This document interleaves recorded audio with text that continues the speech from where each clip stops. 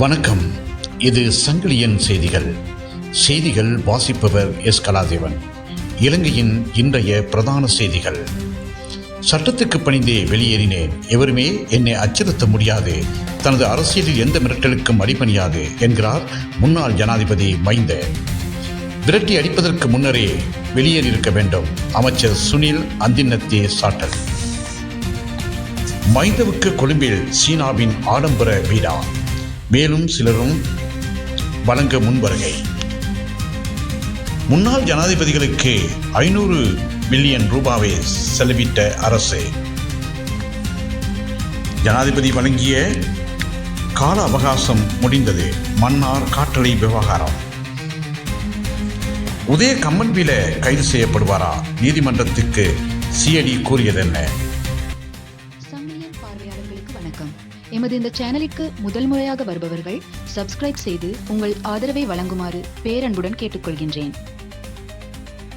இனி விரிவான செய்திகள். சட்டத்துக்கு பணிந்தே வெளியேறினேன், எவருமே என்னை அச்சுறுத்த முடியாது, தனது அரசியலில் எந்த மிரட்டலுக்கும் அடிபணியாது என்கிறார் முன்னாள் ஜனாதிபதி மைந்த. விஜயராமாவில் இருந்தாலும் தங்காலையில் இருந்தாலும் நான் அதே ராஜபக்சவே தான். இவ்வாறான அச்சுறுத்தலுக்கும் எனது அரசியல் அடிபணியாது, என்னை தனிப்பட்ட முறையில் குறிவைப்பதற்கு நான் பதிலளிக்க மாட்டேன் என்று முன்னாள் ஜனாதிபதி மஹிந்த ராஜபக்ச தெரிவித்துள்ளார். கொழும்பு விஜயமாராவில் அமைந்துள்ள உத்தியபூர்வ இல்லத்தில் இருந்து வெளியேறி தங்காலைக்கு சென்ற பின்னர் தனது ஃபேஸ்புக் பக்கத்தில் வெளியிட்டுள்ள பதிவொன்றிலே ராஜபக்ச இவ்வாறு குறிப்பிட்டுள்ளார். விரட்டி அடிப்பதற்கு முன்னரே வெளியேறியிருக்க வேண்டும், அமைச்சர் சுனில் அந்துன்னத்தே சாடல்.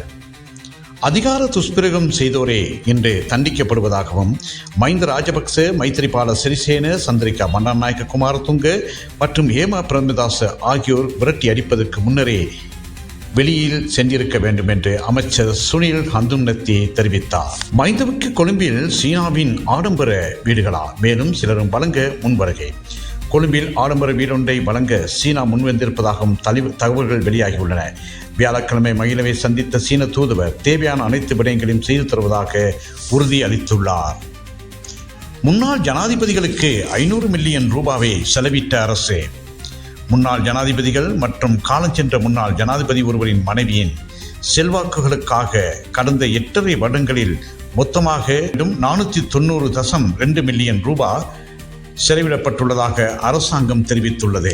ஜனாதிபதி வழங்கிய கால அவகாசம் முடிந்தது. மன்னார் காற்றலை விவகாரம் சாதகமான பதில் இல்லை என்றால் பாரிய போராட்டமாக மாறும்.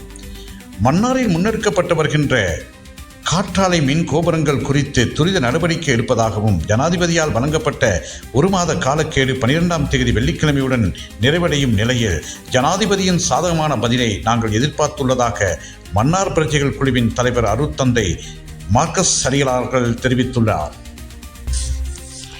உதய கம்மன்பில கைது செய்யப்படுவாரா? நீதிமன்றத்துக்கு சிஐடி கூறியதென்ன? முன்னாள் அமைச்சர் உதய கம்மன்பில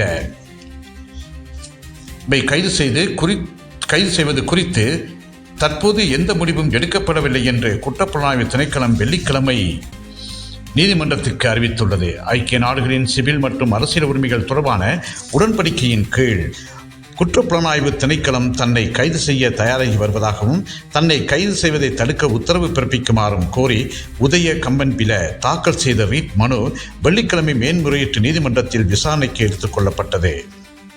வீடு வாடகைக்கு தர பயப்படுகிறார்கள், 2 மாத அவகாசம் கோரும் சந்திரிகா.